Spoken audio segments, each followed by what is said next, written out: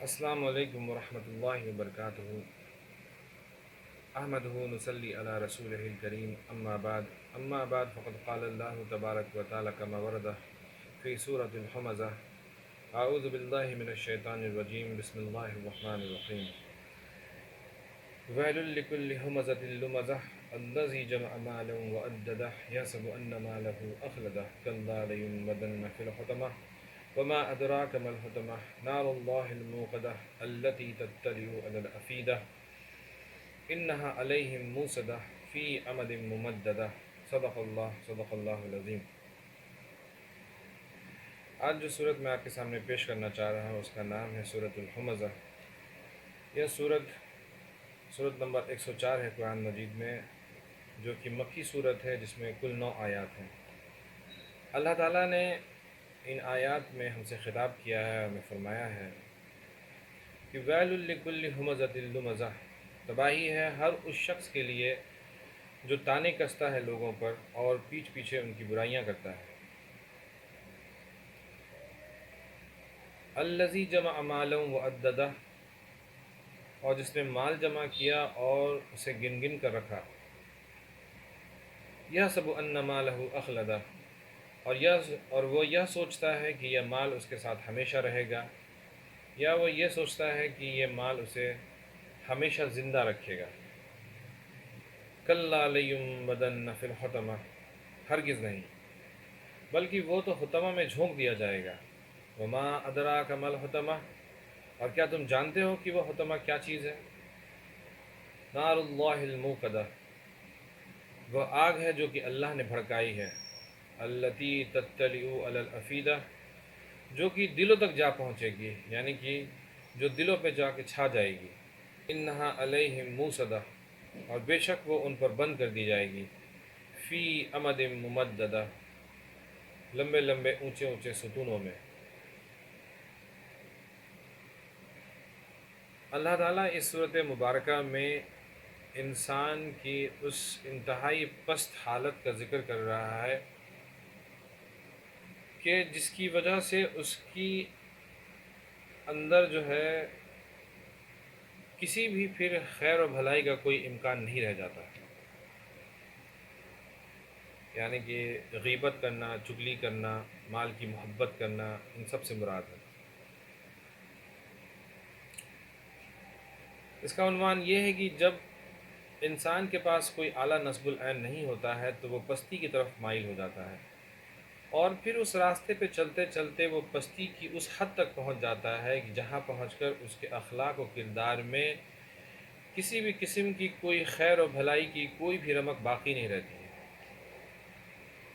اور پھر جب ایسی کوئی سوسائٹی ہے جس کے اندر میں ان کی اکثریت جو ہے وہ ان باتوں پر مشتمل ہوتی ہے، یعنی کہ ان کی اکثریت جو ہے وہ انہی باتوں کو فالو کر کے اپنی زندگی جی رہی ہوتی ہے، تو پھر وہ سوسائٹی جو ہوتی ہے وہ سوائے غلاظت، گندگی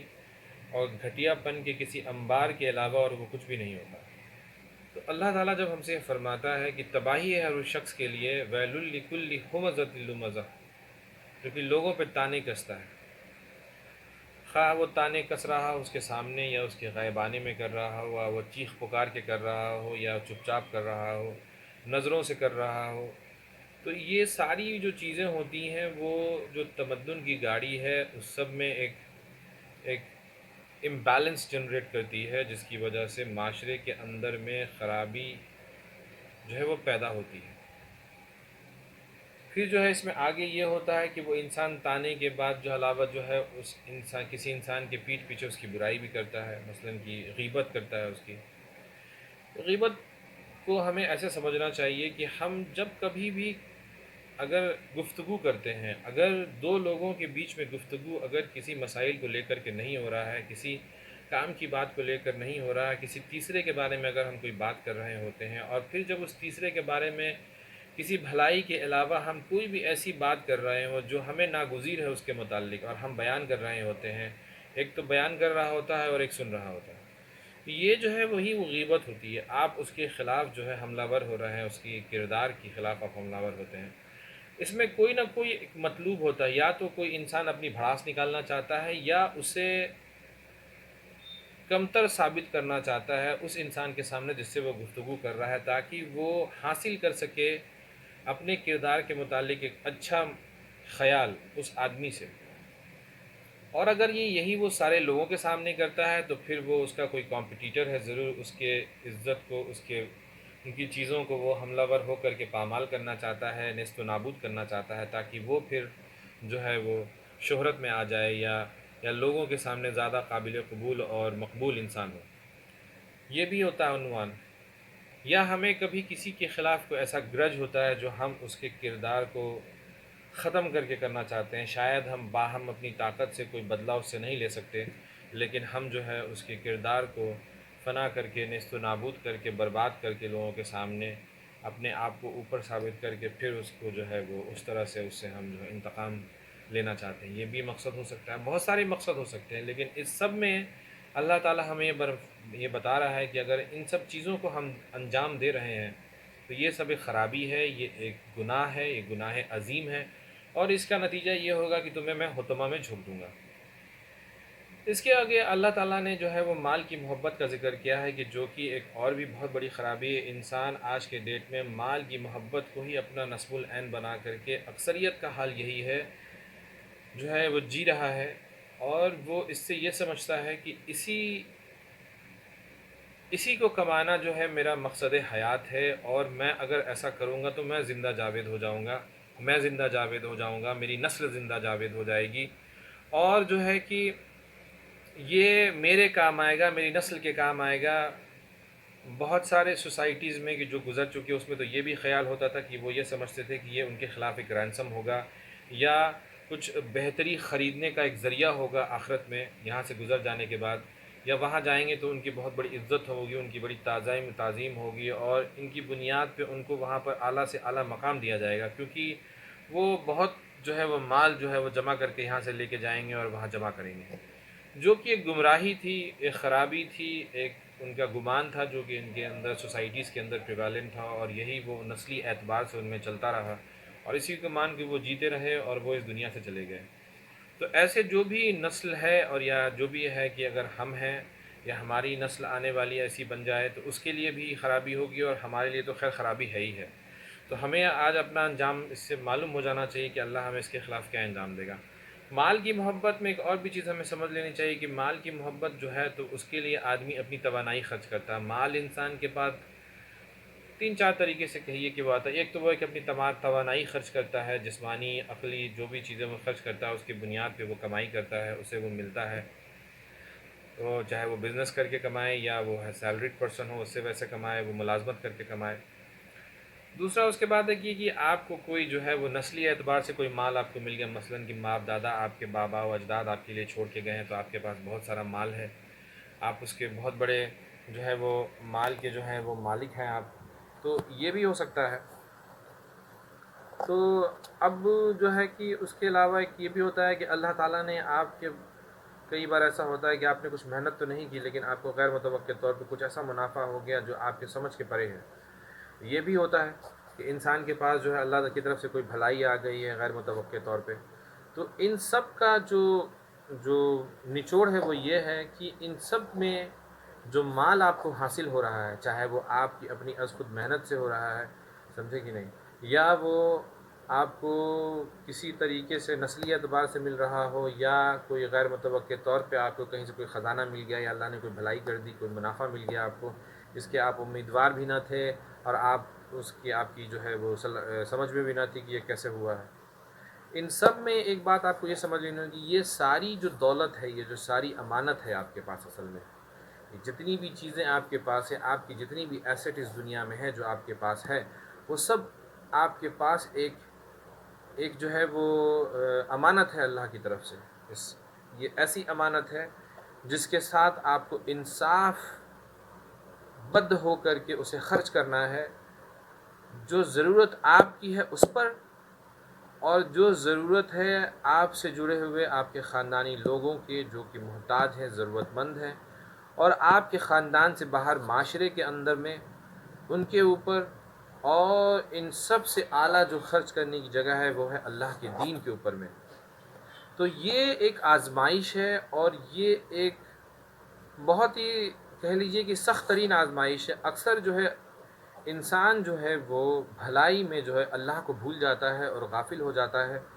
اور وہ یہ بھول جاتا ہے اس امانت کی حقیقت کو، اور پھر وہ اپنی جو ہے وہ جو بھی کہہ لیجیے کہ اپنی ذات پر ضرورت سے زائد خرچ کرنا شروع کر دیتا ہے، اور کچھ حرام خوری بھی شروع کر دیتا ہے، اور جو ہے مال کو وہ اپنا سمجھنے لگتا ہے، اور پھر اس کے ساتھ جس طرح سے وہ چاہتا ہے اس طرح سے وہ معاملہ عطا فرماتا ہے۔ تو یہ ساری جو ہے وہ گمراہی ہے مال کے متعلق، جس کو صحیح طور پہ سمجھ لینا بہت ہی زیادہ ضروری ہے، ورنہ اکثریت کا حال تو یہ ہے کہ آج وہ مال کمانے کے بعد اس کو اپنا ایسٹ سمجھتا ہے، اور اس کو اپنی ذاتی حیثیت سے جس طرح سے چاہے وہ اسراف کی بنیاد پہ خرچ کر رہا ہو، اسراف کے طور پہ خرچ کر رہا ہوتا ہے، اور تبذیر کے طور پہ بھی خرچ کر رہا ہوتا ہے۔ اسراف وہ ہے کہ ضرورت پہ ضرورت سے زیادہ خرچ کرنا، تبذیر تو یہ ہوتا ہے کہ بلا ضرورت خرچ کرنا، یعنی کہ وہاں اس کو خرچ کرنے کی کوئی بھی ضرورت نہیں تھی لیکن ہم خرچ کر رہے ہیں۔ اور ان سب سے اوپر یہ بھی ہے کہ اکثر و بیشتر آدمی مال اپنی توانائی خرچ کر کے کما رہا ہے، تو اس کے اندر میں حلال اور حرام کی تمیز رکھنا بہت ضروری ہے۔ آپ کو مال کی کمائی کے دوران حلال اور حرام کی تمیز رکھنا اتنی زیادہ ضروری ہے، ورنہ ایسا نہ ہو کہ شام کے وقت آپ اپنے لیے نیکی کے بجائے کوئی آگ کا الاؤ کما کے لا رہے ہوں، جو کہ آپ کے لیے آپ کی سزا کے لیے ہے، جو ایندھن کا کام کرے۔ تو ہم سب کو یہ سمجھنا ہوگا کہ ہماری زندگی جو ہے وہ مقرر ہے، ایک حد تک ایک حیات ہے جس کے ساتھ ہمیں یہاں دنیا میں بھیجا گیا ہے، اور ہمیں اپنی زندگی کو اللہ کے دین کے مطابق اور وہ ساری باتیں جو اس کے رسول نے ہمیں سمجھائی، ہمیں بتائی،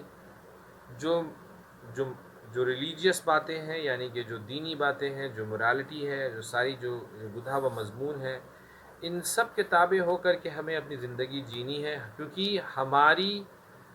موت کے بعد ایک جواب دہی ہے، اور اللہ تعالیٰ نے صاف صاف قرآن میں فرما دیا ہے کہ ہر نفس کو موت کا مزہ چکھنا ہے، کل نفس ذائقۃ الموت، اور یہ دنیا کی زندگی سوائے دھوکے کے اور کچھ بھی نہیں ہے۔ تو اس میں ان چیزوں سے بچنا اور خود کو بچا کر کے اس دنیا سے رخصت کر پانا، یہی اصل کامیابی ہوگی۔ اور اگر ہماری زندگی میں یہ کوتاہی، یہ خرابی، یہ مثلاً کی طعنہ کشی، غیبت، چغلی کسی بھی شکل میں، کسی بھی صورت میں اگر چل رہی ہے، تو ہم آج توبہ کریں، ان چیزوں سے اپنی زندگی میں پرہیز کرنے کی حتی الامکان تک کوشش کریں۔ لا حول ولا قوت الا باللہ العلی العظیم، اس کو پڑھیں، استغفار پڑھیں، اللہ سے کیے ہوئے گناہوں کی معافی مانگیں، اور وہ لوگ جن کے حق میں ہم نے گناہ کیا ان سے بھی ہم معافی طلب کریں۔ اور حب مال جو ہے، مال کی محبت ہم میں ہو، لیکن اس کے ساتھ اللہ تعالیٰ سے ہم یہ دعا بھی کریں کہ اللہ تعالیٰ اگر ہمیں مال دے تو اسے خرچ کرنے کی جائز طریقے سے، جائز جگہوں پر، اللہ کے بتائے ہوئے طریقوں پر، اللہ کے رسول کے بتائے ہوئے طریقے نقش قدم پہ اس طریقے سے خرچ کرنے کی توفیق عطا فرمائے، اور ہم سبوں کو اس دنیا میں اس طرح سے زندگی جینے کی توفیق عطا فرمائے